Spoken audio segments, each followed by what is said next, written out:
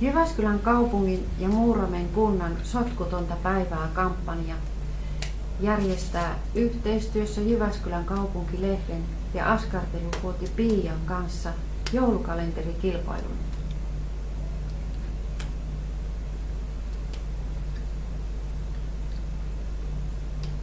Sotkutonta päivää -kampanjan ja yhteistyökumppaneiden järjestämässä käsityökisassa on tänä vuonna haussa astetta ympäristöystävällisempi joulukalenteri.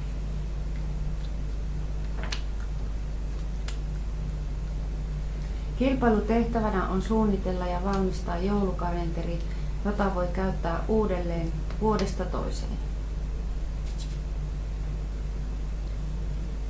Lisäpisteitä kisassa saa hyvistä ideoista kalenterin täyttämisessä ilman turhaa krääsää. Tavaran sijaan kalenterista voi paljastua vaikka jouluaiheisia loruja tai lupauksia yhteisestä tekemisestä. Kilpailutyön voi valmistaa esimerkiksi ompelemalla, huovuttamalla, askartelemalla tai nikkaroimalla.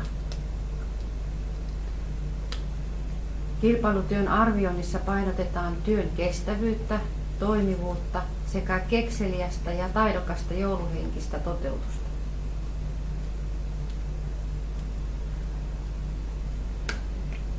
Kilpailussa palkitaan tuomariston ja yleisöäänestyksen suosikit.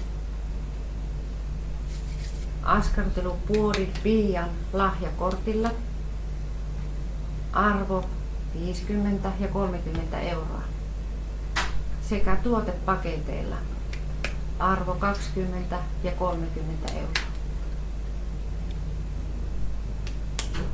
Kilpailutyöt tulee toimittaa viimeistään 24. marraskuuta Askartelupuoti Piian myymälään. Kauppakeskus, 1. kerros.